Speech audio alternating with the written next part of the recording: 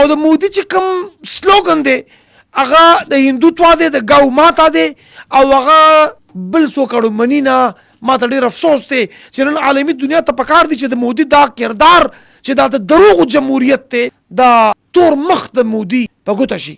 یو واري بیا پاکستان باندې وار کوي خو انشاءاللہ ہندوستان منہ کے کہے گا وطن عزیز پاکستان قائم و دائم رہے گا. زما یو ډېر مضبوط فوج دی، زما یو ډېر مضبوط قومي سلامتي ادارې دي او زما یو ډېر مضبوط عوام دي، علما دي، پروفیسران دي او د دې ملک خیرخواهان دي. اب هندوستان ته جواب ورکوي انشاءالله. مونږ همیشه جواب درکړی دی. تا په کارګل کې هم کتلی دي چې تاسو څومره مړي پرېښوه.